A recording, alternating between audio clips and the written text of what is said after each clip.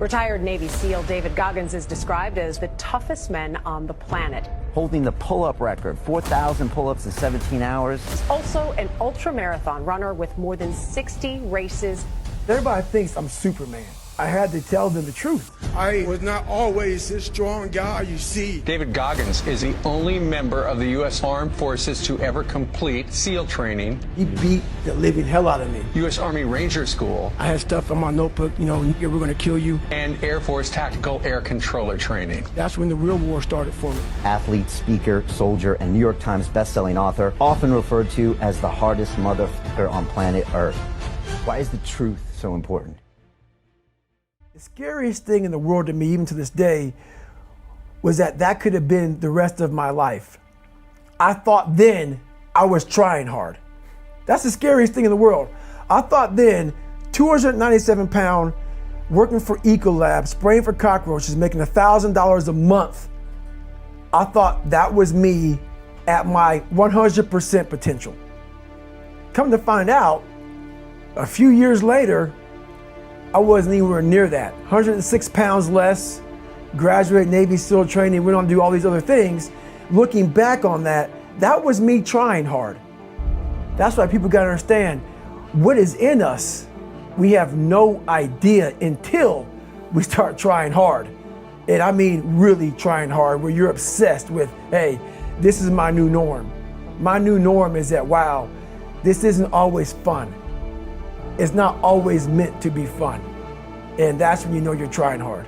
And so people listening to us that maybe are at 20% or 30%, how do they shatter that myth that they've been telling themselves, about, yeah, I'm going hard, I'm going max, and yet they're not seeing the results? Like, how do they actually shake themselves out of that? Because there's a great quote, I think it's by this guy named Richard Feynman, who says, the first principle is that you must not fool yourself, and you're the easiest person to fool. Mm-hmm. So we construct these crazy Disneyland realities in our brain, right? And then feed it back to ourselves. How do you shatter that? Well, your first thing, you're fighting, we all have two people. We all have two people. And I'm not saying you're crazy.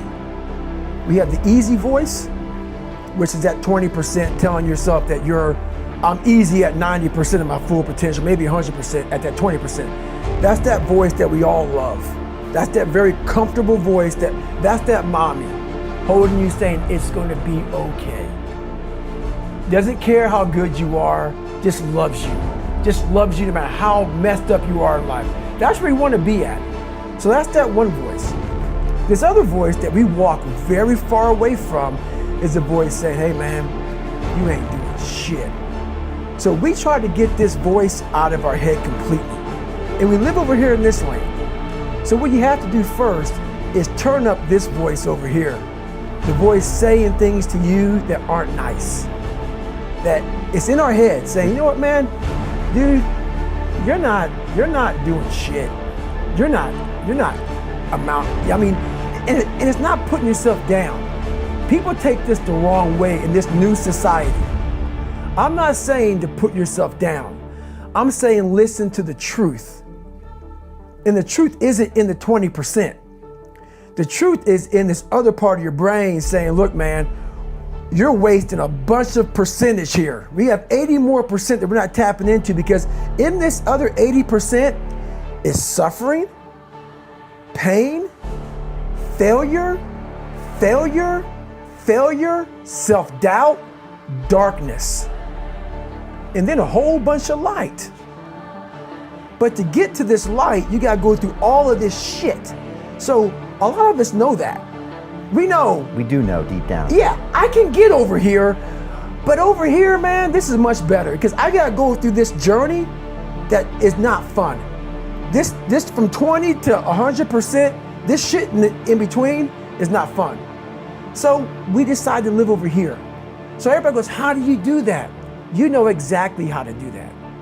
You know exactly, it's not a magic trick. There's nothing I talk about in that book that's a magic trick. It's all back down to a very primitive mindset of we just have to do. It's like breathing. Breathing becomes normal. Like we don't even know that we're doing it. That's how you have to live your life. When that alarm clock goes off at 4 or 5 in the morning, your mind says no. You just say, it's just what we do. It's what we do now. Because to get to where you want to go, the amount of pain involved, I'm not saying physical, I'm not saying you got to break yourself off. The amount of mental pain of how many times you're going to have to do something that you don't want to do to get to where you want to go is going to be, there's going to be more times you do something that you don't want to do than you are going to want to do it. And that's your new norm. That's your new norm. So then it's like breathing. And then once you do this over and over and over again, it becomes like breathing. I don't want to live this lifestyle, but to get to the other side of this, I have to. So if you really want it, you realize what trying is and what trying is not. So